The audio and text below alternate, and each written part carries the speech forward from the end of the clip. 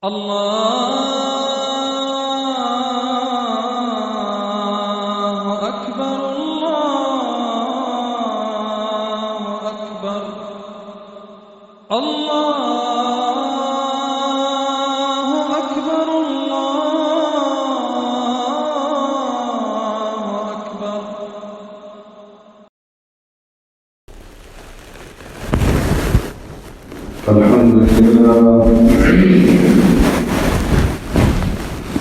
الحمد لله نحمده ونستعينه ونستغفره ونؤمن به ونتوكل عليه ونعوذ بالله من شرور أنفسنا ومن سيئات أعمالنا من يهده الله فلا مضل له ومن يضلل فلا هادي له ونشهد أن لا إله إلا الله وحده لا شريك له ونشهد أن سيدنا وسندنا ونبينا ومولانا محمدا عبده ورسوله أرسله الله إلى كافة للناس بشيرا ونذيرا وداعيا إلى الله بإذنه وسراجا منيرا. أما بعد فقد قال النبي صلى الله عليه وسلم إنما بعثت رحمة ولم أبعث لعانا. وقال النبي صلى الله عليه وسلم إنما بعثت معلما. وقال النبي صلى الله عليه وسلم بعثت لأتمم مكارم الأخلاق أو كما قال عليه الصلاة والسلام. صدق رسول الله صلى الله عليه وسلم. يا رب صل وسلم دائما أبدا على حبيبك خير الخلق كلهم. هو الحبيب الذي ترجى شفاعته لكل حول من الأحوال مغتهم.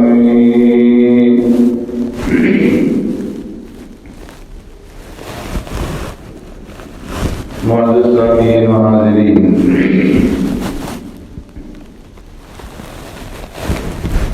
آقا نامدار سرور کائنات رحمت دو عالم صلی اللہ علیہ وسلم کی 3 احادیث مبارکہ آپ کے سامنے تلاوت کی گئی ہیں، اور ان احادیث میں سے پہلی حدیث کی اندر پیارے پیغمبر صلی اللہ علیہ وسلم کی شان بعثت بیان فرمائی گئی ہے. انما بعثت رحمتا. دوسری 2 حدیثوں میں پیارے پیغمبر صلی اللہ علیہ وسلم کی بعثت کی غرض و غایت اور آپ صلی اللہ علیہ وسلم کی بعثت کے مقاصد بیان فرمائے گئے ہیں کہ کس لیے اللہ تبارک و تعالیٰ نے پیارے پیغمبر صلی اللہ علیہ وسلم کو نبوت اور رسالت دے کر کے دنیا کے اندر بھیجا. آپ صلی اللہ علیہ وسلم کی بعثت کے مقاصد کیا ہیں؟ ربیع الاول کا مہینہ ہے، تو اسی مناسبت سے آپ کے سامنے ان حدیث کی تلاوت کی گئی کہ پیارے پیغمبر صلی اللہ علیہ وسلم کی بعثت کا مقصد کیا تھا۔ حدیث کی تفسیر اور تشریح سے پہلے تمہیدی طور پر اتنی بات سمجھ لیجیے کہ اس کائنات کا خالق اور مالک اللہ تبارک و تعالی ہے، اور اللہ تبارک و تعالی ہی تمام صفات کا جامع ہے اور تمام کمالات و صفات کا منبع ہے۔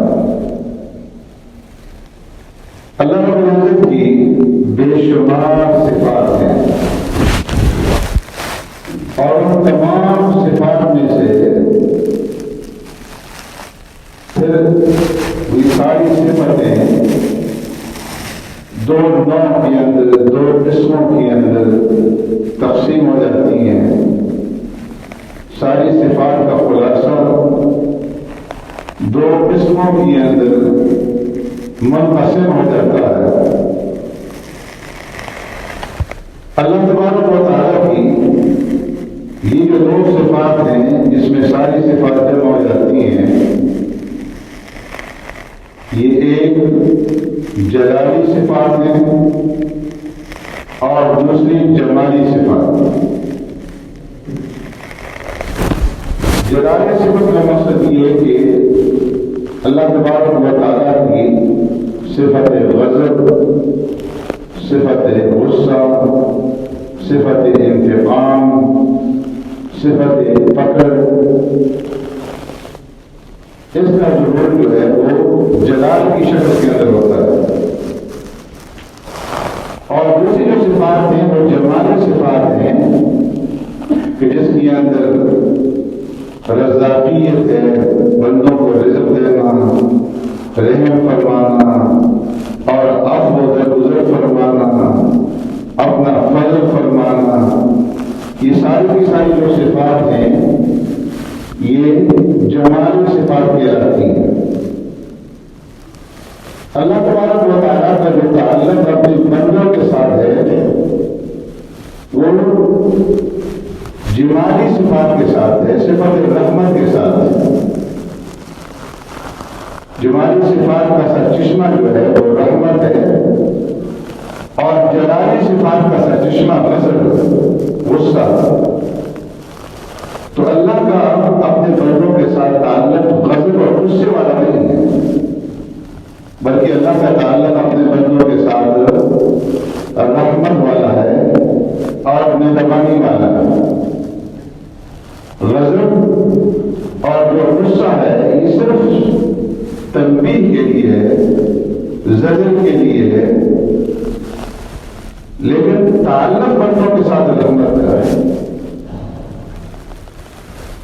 اس لیے فرمایا کہ جو اللہ کا عرش عظیم ہے، اس عرش عظیم کے اوپر ایک بہت بڑی لوح اور بہت بڑی تختی جو ہے وہ اللہ رب العزت نے رکھی ہوئی ہے،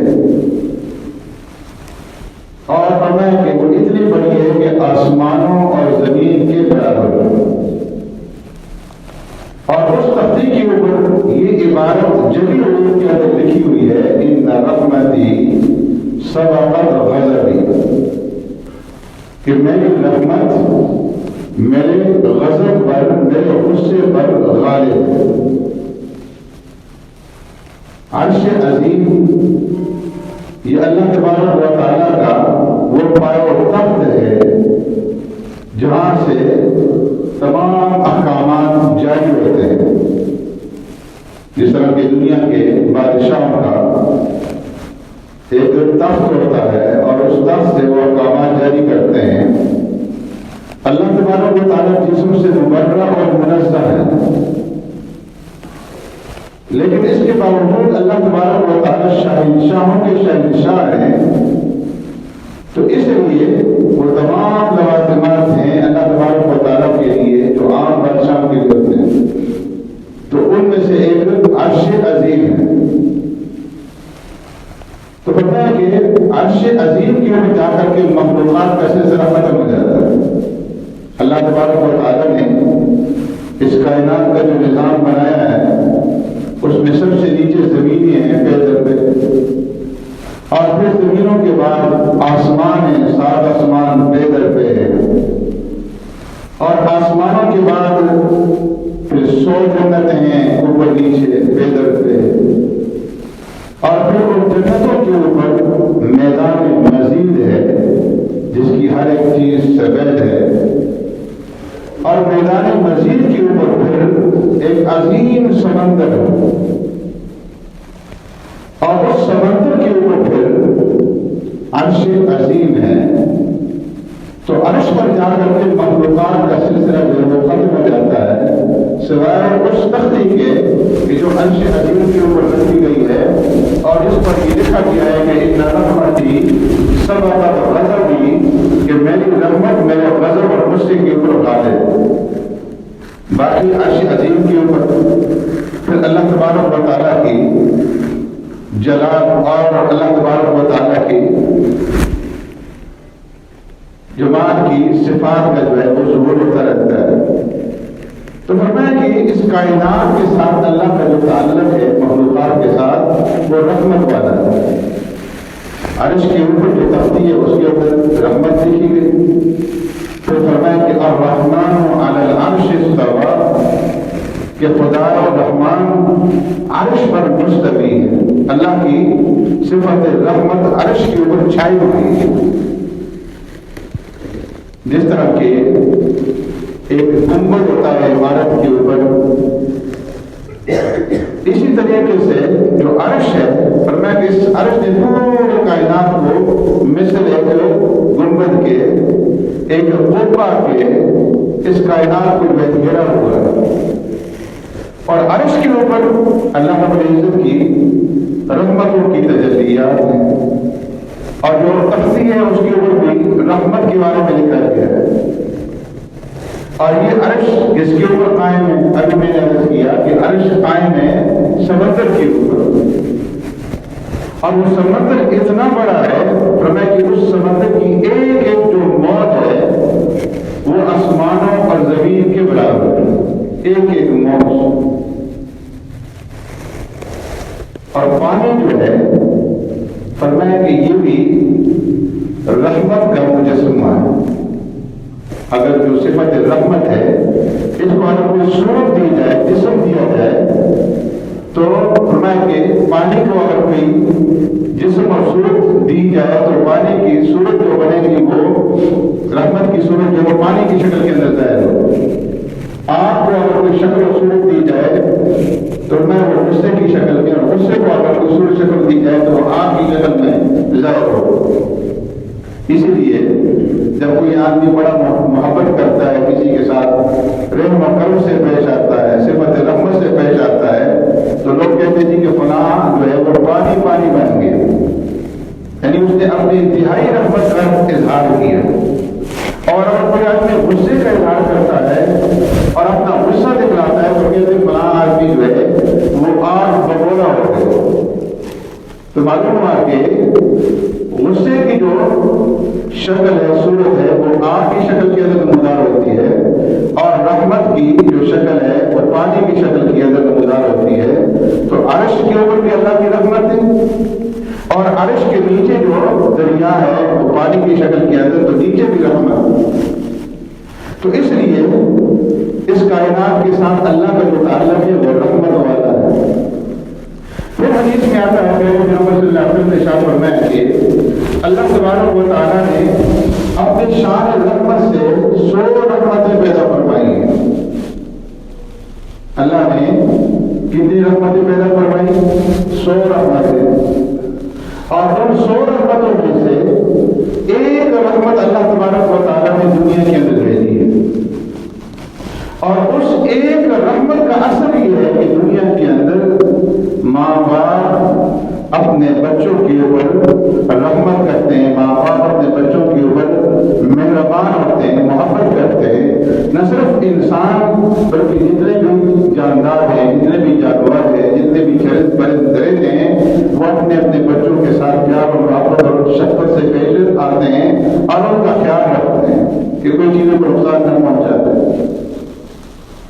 طریقے سے اسی ایک صفت رحمت کا یہ اثر ہے دنیا کے اندر کہ دوست کے ساتھ جو ہے وہ رحمت سے پیش آتا ہے، رشتہ دار کے ساتھ رحمت سے پیش آتا ہے، اور اسی ایک صفت رحمت کا یہ ظہور ہے دنیا کے اندر کہ اللہ رب العزت بارشوں کا نزول فرماتے ہیں اور زمین سے غلہ اور اناج اور تمام انسانوں کی ضروریات جو ہے وہ پیدا ہوتی ہیں۔ اس ایک صفت رحمت کا اثر یہ ہے کہ انسان جو ہے وہ سانس لیتا ہے اور سورج کی جو گرمی وہ انسان کو جو ملتی ہے اور چاند کی نورانیت انسان کو ملتی ہے، تو یہ صرف ایک صفت رحمت ہے جو دنیا کے اندر اللہ نے بتائی ہے۔ باقی 99 جو رحمتیں ہیں فرمایا وہ اللہ نے عرش عظیم کے نیچے چھپا کر کے رکھی ہے، اور یہ جو 99 رحمتیں ہوں گی یہ آخرت کے اندر صرف اہل ایمان کے لیے مخصوص ہے۔ یہ 99 رحمتیں اللہ آخرت جب اپنے بندوں پر اہل ایمان پر فرمائیں تو اندازہ لگائیں کہ وہاں اللہ تبارک و تعالیٰ اہل ایمان کو کس قدر نوازیں گے، جبکہ دنیا میں صرف ایک رحمت اور 99 رحمتیں آخرت کے لیے، تو پھر میں وہاں پر بہانے ڈھونڈے جائیں۔ آخرت کے اندر اللہ اپنے بندوں کو بخشنے کے لیے اور اپنے بندوں کو نوازنے کے لیے بہانے ڈھونڈیں گے، ہیرے ڈھونڈیں گے، اور بہانوں سے بندوں کی مغفرت فرمائیں۔ تو معلوم یہ ہوا کہ اس کائنات کے ساتھ جو تعلق ہے اللہ تبارک و تعالیٰ کا وہ رحمت والا تعلق ہے، غضب اور غصے والا تعلق نہیں ہے۔ غضب اور غصہ جو رکھا ہے تو وہ صرف زجر اور تنبیہ کے لیے سزا کے طور پر ہے، ورنہ اگر اللہ کا غضب سامنے آ جائے تو پھر کوئی چیز اس کائنات کے اندر باقی نہیں رہ سکتی۔ اس لیے فرمایا کہ الرحمن علی العرش استوی، کہ وہ خدا رحمان عرش پر مستوی ہے، عرش پر قائم ہے، اور کس طریقے سے قائم ہے اس کے بارے میں ہم نہیں جانتے۔ ہمارا عقیدہ اہل سنت و جماعت کا یہ ہے کہ الرحمن الاستواء علی العرش حق وکیفیته مجهول والسؤال عنه بدعة، کہ اللہ تبارک و تعالیٰ کا عرش کے اوپر مستوی ہونا یہ حق ہے۔ اب کس کیفیت کے ساتھ اللہ عرش پہ بیٹھتے ہیں اس کی کیفیت مجہول ہے، ہمیں معلوم نہیں، اور اس کے بارے میں جستجو کرنا، سوال کرنا اس کی اجازت نہیں ہے، بیدار۔ تو اللہ کا جو تعلق ہے بندوں کے ساتھ وہ رحمت والا، اس لیے یہ نہیں فرمایا کہ القہار علی العرش استوی، الجبار علی العرش استوی، کہ وہ قہار اور جبار عرش پر بیٹھا ہوا ہے، بلکہ فرمایا الرحمن علی العرش استوی، کہ وہ خدا الرحمن عرش پر مستوی ہے۔ اور پھر اسی کی صفت رحمت کا تقاضا یہ ہے کہ اللہ تبارک و تعالیٰ نے اپنی جو رحمت کی ایک قسم ہے ہدایت، وہ ہدایت بندوں کو نصیب فرمائے۔ آپ نماز پڑھتے ہیں اور نماز کے اندر 5 نمازوں میں سورہ فاتحہ کی تلاوت کی جاتی ہے۔ سورہ فاتحہ کو خلاصہ قرآن کہا جاتا ہے۔ سب لقد آتیناک سبعا من المثانی والقرآن العظیم، قرآن عظیم کا کیا سورہ فاتحہ۔ اسی طریقے سے سورہ فاتحہ کا ایک نام جو ہے وہ سورۃ المسئلہ ہے، یعنی سوال والی سورت، کہ اس سورت کے اندر جب بندہ تلاوت کرتا ہے تو اللہ سے سوال کرتا ہے، اللہ سے درخواست کرتا ہے۔ سورہ فاتحہ کے اندر سوال کس چیز کا کیا جاتا ہے؟ اہدنا الصراط المستقیم، کہ اللہ تو ہمیں سیدھا راستہ دکھلا۔ اب فرض نماز پڑھے گا تو اس کے اندر سوال کرے گا، نوافل پڑھے گا تو اس کے اندر سوال کرے گا، سنتیں پڑھے گا تو اس کے اندر سوال کرے گا۔ تو جب بھی نماز پڑھے گا بندے کو یہ حکم دیا گیا ہے کہ وہ اللہ سے یہ سوال کرے کہ اہدنا الصراط المستقیم، اے اللہ تو ہمیں سیدھا راستہ دکھلا دے۔ ابتدا کے اندر اللہ کی صفات بیان کی گئی ہیں، الحمدللہ رب العالمین، کہ ساری تعریفیں کس کے لیے ہیں؟ رب العالمین کے لیے، اس رب کے لیے ہیں جو سارے جہانوں کا پالنہار ہے۔ الرحمن الرحیم، 2 صفات بیان کر دی، وہ رب جو کہ رحمان بھی ہے اور رحیم بھی ہے۔ رحمان دنیا کے اعتبار سے اور رحیم آخرت کے اعتبار سے. مالک یوم الدین جو مالک ہے روز جزا کا، یوم محشر کا، آخرت کے دن کا مالک ہے. اس کے بعد پھر بندگی کا اظہار ہے. ایاک نعبد و ایاک نستعین، اے اللہ ہم خالص تیری ہی عبادت کرتے ہیں.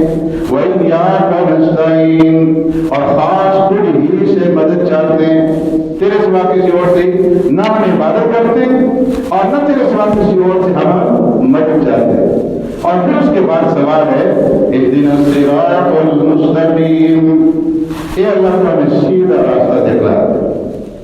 تو یہ ہدایت ہے. سیدھا راستہ وہ ہے جو ہدایت والا راستہ ہے. فرمایا کہ یہ بھی اللہ کا خاص انعام ہے بندوں پر کہ اللہ نے ان کو صفت ہدایت سے نوازا. اور ہدایت اور رہنمائی اس کی جاتی ہے جس کے ساتھ پیار ہو، جس کے ساتھ محبت ہو. دشمن کے ساتھ کوئی آدمی اس کی خیرخواہی نہیں چاہتا، دشمن کی کوئی رہنمائی نہیں کرتا. رہنمائی اپنوں کی جاتی ہے، پیاروں کی جاتی ہے. ماں باپ کو اپنی اولاد کے ساتھ شفقت ہوتی ہے، رحمت ہوتی ہے، محبت ہوتی ہے، تو ماں باپ اپنے اولاد کی رہنمائی کرتے ہیں، انہیں نصیحت کرتے کہ بیٹا یہ کام کرو، یہ کام مت کرو، اس کے اندر فائدہ ہے، اس کے اندر نقصان ہے. ماں باپ اگر اولاد کو ڈانٹتے ہیں اور ان کو جھڑکتے ہیں، ان کو سزا دیتے ہیں، تو مقصد دشمنی نہیں ہوتا بلکہ مقصد محبت ہے اور ان کی رہنمائی ہے. تو اللہ اپنے بندوں کے ساتھ محبت فرماتے ہیں، اس کا تعلق اپنے بندوں کے ساتھ رحمت والا ہے. تو اس لیے اللہ رب العزت نے اپنے بندوں کی رہنمائی فرمائی اور اس کے لیے حکم دے دیا کہ تم جب بھی نماز پڑھو تو مجھ سے سوال کرو کس کا؟ اہدنا الصراط المستقیم، اے اللہ تو ہمیں سیدھا راستہ دکھلا. اب یہاں سوال پیدا ہوتا ہے کہ یہ ہدایت کا سوال کرنا، صراط مستقیم کا سوال کرنا بظاہر یہ ایک معمولی سوال معلوم ہوتا ہے. اس کا اگر حکم دیا جاتا ہے کہ اے اللہ تو ہمیں جنت عطا فرما دے، ہمیں اپنی رضا عطا فرما دے، اے اللہ تو ہمیں عرش عظیم کا سایہ نصیب فرما دے، اے اللہ تو ہمیں انبیاء علیہ السلام کی مرافقت نصیب فرما دے، تو یہ بڑے سوال تھے. یہاں پر ایک سوال کیا جا رہا ہے کہ اے اللہ تو ہمیں سیدھا راستہ دکھلا دے. بظاہر یہ معمولی سوال ہے، لیکن فرمایا کہ یہ معمولی نہیں ہے بلکہ یہ تمام دعاؤں کی اور تمام سوالوں کی جڑ اور بنیاد ہے. اس لیے کہ اگر انسان سیدھا راستہ اس کو نصیب ہوگا، ہدایت اس کو نصیب ہوگی، سیدھے راستے پہ چلے گا تو اس کو جنت بھی ملے گی. سیدھے راستے پہ چلے گا تو اللہ کی رضا بھی حاصل ہوگی. سیدھے راستے پہ چلے گا تو عرش عظیم کا سایہ بھی نصیب ہوگا. اور سیدھے راستے پہ چلے گا تو انبیاء علیہ السلام کی معیت بھی نصیب ہوگی آخرت کے اندر. اور اگر راستہ ہی ٹیڑھا ہے، راستہ ہی ضلالت اور گمراہی والا ہے، تو نہ جنت ملے گی، نہ اللہ کی رضا ملے گی، اور نہ عرش عظیم کا سایہ ملے گا. تو اس لیے سکھلایا گیا کہ تم جب نماز پڑھو سوال کرو تو کس کا سوال کرو؟ ہدایت کا سوال کرو. اہدنا الصراط المستقیم، اے اللہ ہمیں سیدھا راستہ دکھلا دیجیے. اور سیدھا راستہ کون سا ہے؟ صراط الذین انعمت علیہم، ان لوگوں کا راستہ جن کی اوپر نے انعام فرمایا. اور وہ لوگ کون ہیں جن کے اوپر اللہ نے انعام فرمایا؟ اولئک الذین انعم اللہ علیہم من النبیین والصدیقین والشہداء والصالحین. جن کے اوپر اللہ نے انعام فرمایا وہ کون لوگ ہیں؟ وہ انبیاء ہیں، وہ صدیقین ہیں، وہ شہداء ہیں، وہ صالحین ہیں. تو ان لوگوں کا راستے کے اوپر جو انسان چلے گا تو وہ انسان کامیاب ہوگا. غیر المغضوب علیہم ولا الضالین، اے اللہ تو ہمیں ان لوگوں کے راستے پر چلا جن پر تیرا غضب نازل ہوا، اور نہ گمراہوں کے راستے کے اوپر ہمیں چلا. تو سورہ فاتحہ کے اندر سوال کیا گیا ہدایت کا کہ اللہ تو ہمیں سیدھا راستہ دکھلا دے. اور فرمایا کہ اس لیے سوال کیا گیا کہ اگر بندے کو ہدایت ملے گی، اس کا دل جو ہے وہ سیدھے راستے کے اوپر ہوگا، اس کا عقیدہ جو ہے وہ صحیح اور درست ہوگا، تو ساری منازل اور ساری چیزیں سیدھی ہوں گی۔ پیارے محمد صلی اللہ علیہ وسلم نے ارشاد فرمایا الا ان فی الجسد لمضغۃ اذا صلحت صلح الجسد كله واذا فسدت فسد الجسد كله الا وهي القلب، کہ خبردار آگاہ ہو جاؤ، انسان کے بدن کے اندر گوشت کا ایک لوتھڑا اور سنہری شکل کا جس کو دل کہا جاتا ہے، اور فرمایا کہ اگر دل صحیح راستے کے اوپر ہے، دل صحیح ہے تو سارا جسم صحیح ہے، اور اگر دل صحیح نہیں ہے تو سارا جسم بیمار ہے، سارا جسم خراب ہے۔ تو گوشت کا لوتھڑا کون سا ہے؟ الا وہی القلب، فرمایا وہ دل ہے۔ تو اگر دل سیدھے راستے کے اوپر ہے اور دل کے اندر ہدایت ہے، عقیدہ درست ہے، تو فرمایا کہ سارا جسم درست ہوگا، اور اگر عقیدہ درست نہیں ہے، دل جو ہے وہ سیدھے راستے پر نہیں ہے، تو پھر سارا جسم جو ہے برباد ہوگا۔ تو فرمایا کہ اللہ تبارک و تعالیٰ نے اپنے بندوں کے ساتھ جو تعلق رکھا ہے وہ رحمت والا تعلق رکھا ہے، اور اسی لیے بندوں کو اپنی رحمت سے نوازنے کے لیے انہیں ہدایت اور سیدھے راستہ کی سوال کرنے کی جو ہے وہ ترغیب دی گئی، اور انسانوں کو سیدھے راستے پہ ڈالنے کے لیے اور انسانوں کی رہنمائی کے لیے پھر اللہ تبارک و تعالیٰ نے انبیاء علیہ السلام کا سلسلہ قائم کیا کہ انبیاء آ کر کے وہ بندوں کی رہنمائی کریں اور ان کو سیدھے راستے کے اوپر ڈالیں، اور پھر انبیاء علیہ السلام کی آخر میں انبیاء علیہ السلام کا سردار اور افضل الانبیاء اور افضل البشر آقا نامدار سرور کائنات رحمت العالم صلی اللہ علیہ وسلم کو اللہ تبارک و تعالیٰ نے مبعوث فرمایا، اور آپ صلی اللہ علیہ وسلم نے آ کر کے اپنی بعثت کی شان اور غرض و راہ بیان فرمائی کہ انما بعثت رحمتا